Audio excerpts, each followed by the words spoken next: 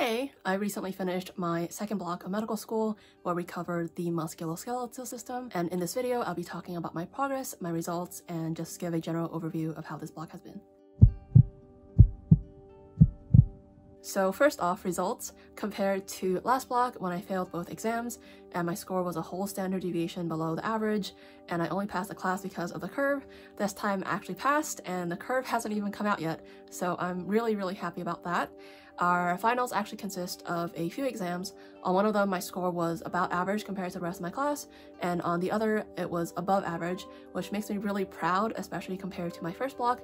And either way, even if I was below average so long as I had passed, I would have been really proud because my goal is always self-improvement, and as long as I continue to do better as I progress in this journey, I'm pretty happy with myself. Okay, so in regards to what I changed from the last block, and please take everything I say with a grain of salt, because what worked for me for this block may not work for me for future blocks, and also we may have different study methods, so what I'm saying may not work for you. With that in mind, I have been using Sketchy Pharm and Sketchy Micro for the pharmacology and microbiology components of this block respectively. I do want to preface this by saying that none of this is sponsored. All of these apps and resources are ones that I've used myself and I have found helpful, and hopefully you will too. I will leave the links down below if you're interested.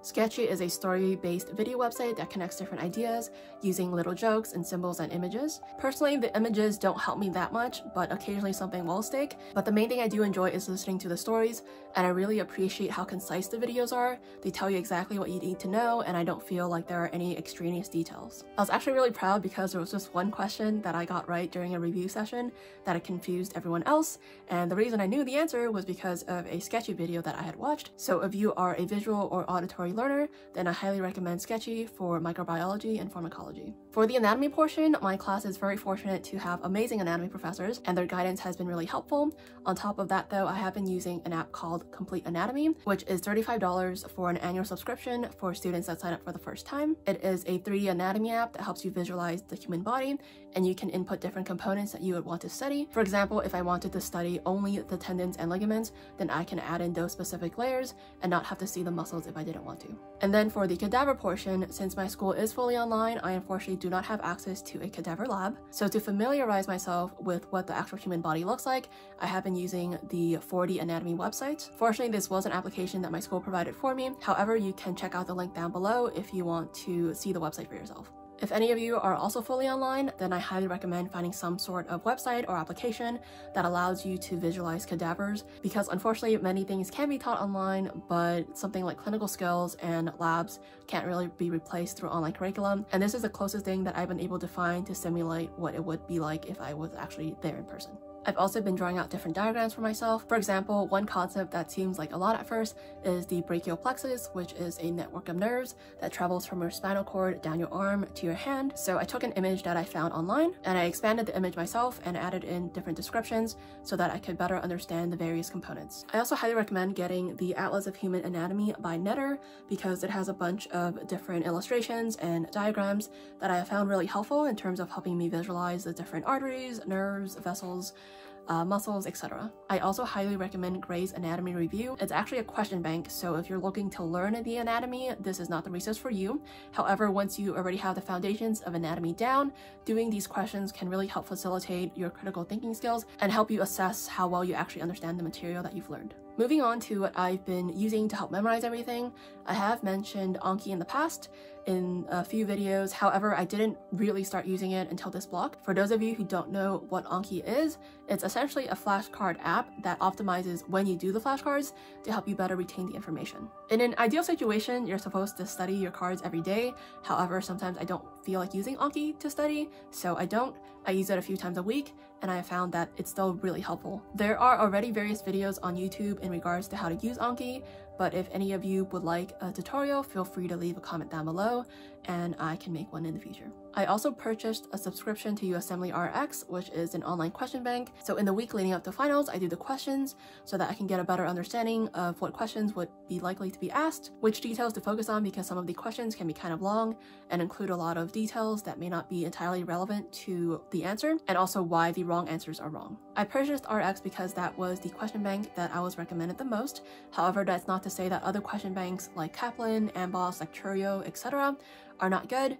My school actually purchased a few of these for us, and I'm really grateful because it is good to expose myself to a wide variety of questions. Lastly, I have been using Boards and Beyond, which consists of various lectures and short videos regarding different topics. I didn't really use it this block, but I did find it very useful for my last block, and I plan to continue using it in the future. And yes, all of these applications and resources do cost quite a bit of money, but I'm already taking out a lot of loans for medical school, and all of these apps are actually really useful for my education, so I think they're worth the price. Also, if you can get enough members of your class to sign up, you can contact the company and see if they'll be willing to give you a group discount. You can also ask upperclassmen to see which specific resources they recommend so that you're not buying everything, and they may also be able to give you tips on how to get these resources for reduced prices, such as when sales come up.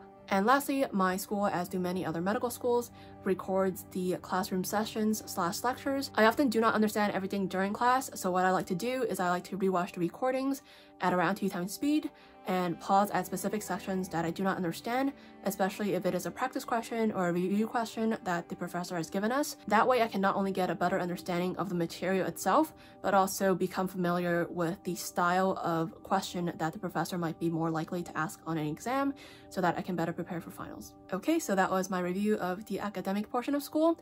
I'll keep the rest short because I think that's the component most of you are interested in. So compared to last block, my mental health this block was a lot better. Despite the fact that we're online, I've gotten closer to a few more classmates, I've been exercising a little more, and overall I just feel more capable and less overwhelmed because I have developed better study habits, and also because I've gotten used to studying for so many hours a day. I do have a couple breaks coming up near the end of the year, so hopefully I'll also be able to upload more YouTube videos soon. Lastly, I want to end the video with what has helped me most this block, and that has been focusing on what I can control. This year, as I am sure everyone is aware, has been quite a bit of a disaster, to say the least. Having an internal locus of control has personally helped me though, and maybe it can help you too. For example, I cannot control whether my classes are in person or online. However, I can control how much and how I choose to study. I cannot control whether there are fires in California. However, I can choose to offer help to friends who have been directly impacted by them. I cannot change the candidates for this upcoming election, but I can choose to use my voice and my right to vote to make sure that I choose the president who I think will best lead this country. And I can also vote on different props and for the local representatives in my area. And the list goes on. For any pre-meds out there, I have been seeing quite a few posts of those who are worried that they haven't gotten an interview yet. That sucks to hear in any year, but especially this year with all that's been going on. However, the cycle isn't even halfway over yet. I personally didn't get an interview for the school that I'm currently attending until April, so please don't give up hope.